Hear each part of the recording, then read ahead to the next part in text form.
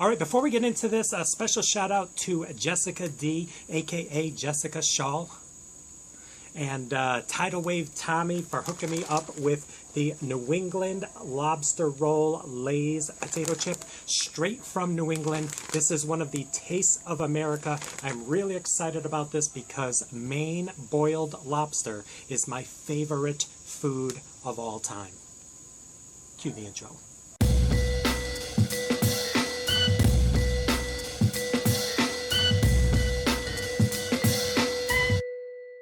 What is up, everyone? It is the endorsement, and it is time for another review. This is where I try something and tell you if you should like it or not. I can be very persuasive. So to answer the question, first and foremost, this is a new video. I'm not sure when it's going to be released. Pretty soon, though. I wanted to release this flavor on the heels of the pimento cheese Taste of America flavor. So I was lucky enough to get hooked up with the New England Lobster Roll flavor from Lay's. So yes, I mentioned in the intro that Maine lobster is my favorite food of all time. There's a couple occasions where I indulged heavily in the crustacean.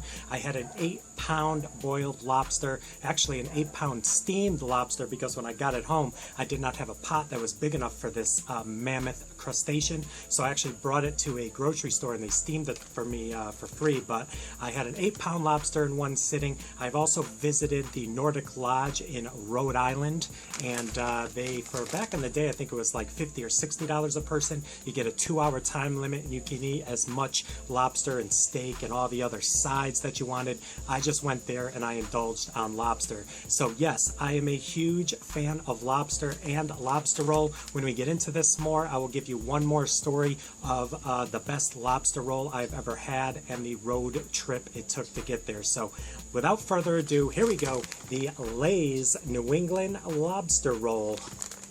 Let's do it. Easy open bag. So yes, to say I am excited about this flavor is an understatement. So take a look inside the bag. I believe these were $2.50 at Walmart. I could be wrong. Maybe they got them at Stop and Shop. Shout out Stop and Shop. So, ooh, smells like, I don't know. It's like a cross between maybe some Old Bay seasoning, which I hope it does not taste like Old Bay seasoning, because a legit New England lobster roll should not have Old Bay seasoning. To me, it should just be a toasted bun with the meat and some butter. That's it. But some places like to do it with mayonnaise. Other places, I guess what this picture is showing, they're putting some celery into the mix. But take a look at that chip right there. Yeah. All right, so let me give it one more smell. Yeah, I don't know if my mind is just playing tricks on me, ghetto boys, or this is actually taking me back to the shoreline of Maine. So here we go. Wish me luck. New England Lobster Roll.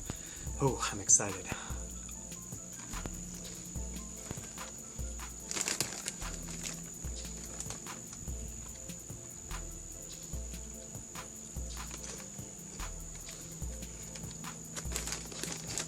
Need a couple of these in a row, try to get some flavor building. Right off the bat, there is some spice going on, not like hot spice, but some type of maybe oregano, or maybe it's the celery, because I do have these little like green bits of seasoning on the top there. So maybe that is trying to replicate the celery, or maybe the flecks of parsley that are strewn about this New England lobster roll. Yeah, it's reminding me of sour cream and onion right away, and I'm not 100% getting the flavor of lobster.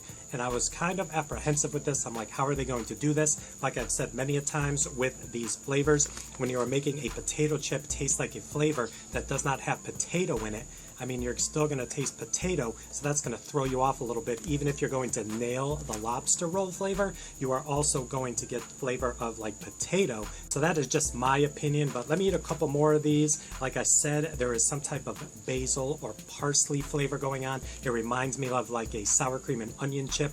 I'm still waiting to get the flavor of any type of butter or lobster going on here, so a couple more.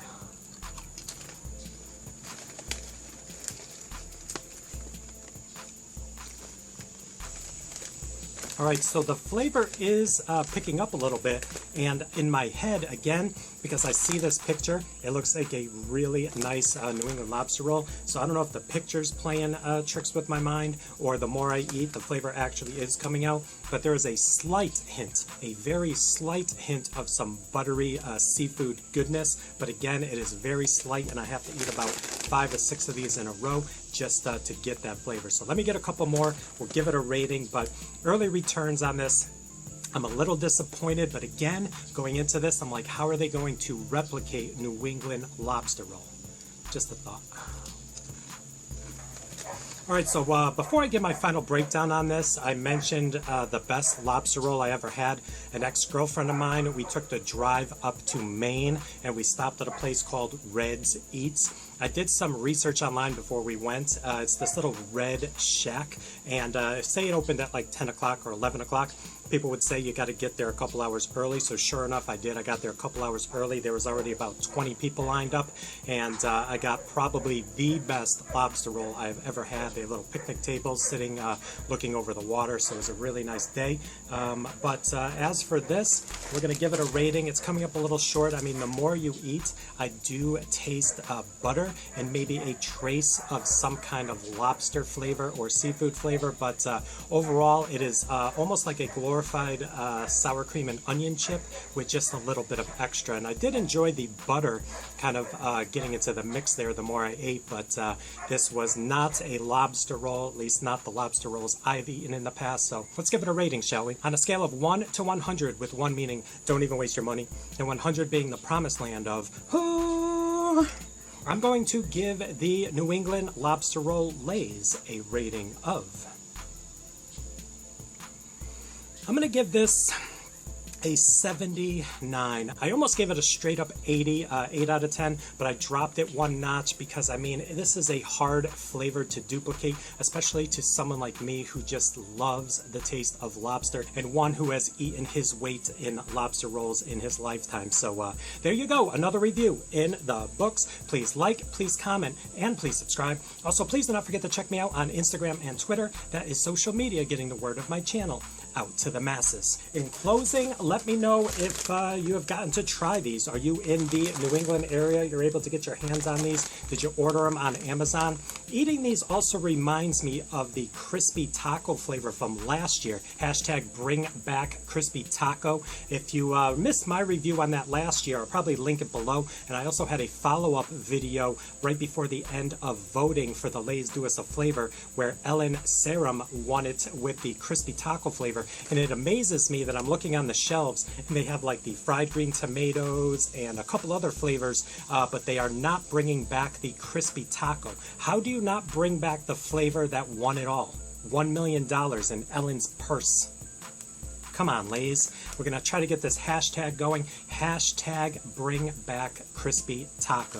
So there you go. Another review, like I said, in the books. Please leave some comments below if you've tried this. Did you enjoy this? Me taking a little break from my hiatus again, like I did last week with the Dunkin' Donuts video. But I wanted to get this out to you. These are fresh and they are new on the scene. And I just reviewed the pimento cheese, so I wanted to bring these to you. So I took a little break from that YouTube hiatus to bring you this. And speaking of that, I wanted to thank everyone for their well wishes and all the great comments in that video a couple weeks ago. I really do appreciate it. The health of my family member is steady, not so much improving, but definitely not deteriorating. So that is a good thing, and I wanted to give you an update on that. I do miss filming these. I hope I don't have any trouble with this camera. Like I said, it is on its last leg, and it takes me way too long to finally update these videos and get them going. But fingers crossed on both counts. But thank you very much. I appreciate every single one of you,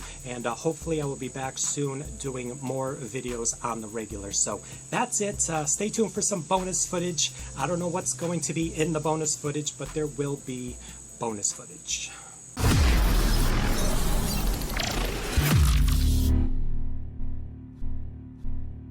All right, bonus footage. There is one thing I could mention. If you follow me on Instagram, you might have noticed that I posted a picture of 4 hats. So I'm in the process of getting some hats made, and I'm seeing if anyone out there might be interested in purchasing some endorsement hats once I get the ball rolling. I got 4 prototypes right here that I will show you. I will put up my email address. It's also in my About section on my channel. You can shoot me an email if one of these hats is something you might be interested in purchasing. I'm working on the pricing and when they will be available, but to give you an idea, there is one right there, and I'm using this company, Pacific Headwear. I am very familiar with this company. They're a B2B company, and they offer some great hats. I think there's like 50 to 75, I don't know, 100 different styles of hats. They have fitted, which these are. I do rock the fitted. There is the Pacific Headwear logo right there. But these are the hats that I use. I used to work at a t-shirt place doing embroidery and screen printing, and when I worked the embroidery machine making hats for customers, the Pacific Headwear was like the #1 hat. It was also the hat that I would use for softball, and a lot of players in the Florida area would use them for softball as well. So yeah, there's one of them. This is a white base, obviously, with the endorsement logo. It is fitted. It is ventilated. You can see the ventilation right there. High quality hats, I will tell you. This one is my favorite. I've rocked a similar hat in videos before, but it did not have my full logo. It just had the endorsement, but got it hooked up with the color right there. And there, like I said again, Pacific Headwear, and it is ventilated in the back. Then we're going to something a little bit different on this one. Check out the black hat with the logo that just pops out at you. But take a look at the ventilation system in this bad boy right there. Yeah. So even though it's a black hat in the summer, you can definitely rock this and have like the air conditioning going on right there. And last but not least, this is my second favorite. I just love the color scheme of the gray, and has the blue endorsement in the inside there. And again, Pacific Headwear. So I will probably put Pacific Headwear's website down below. Like I said, they are B2B. So if you're a company out there that wants to knock out a high quantity of hats, whether you'd like to do something with embroidery yourself, or maybe you're planning like a family reunion and you want to knock out like 20 or 50 hats, definitely check out the options at Pacific Headwear. They are amazing hats. So there you go. Here are the hats again. And again, leave me an email, shoot me an email, and let me know if you might be interested. These are probably going to go in that $25 to $30 range. Have to work out shipping and quantities as well. So I'm throwing it out there, see who's interested. So yeah, this has been a long bonus footage about hats. Okay.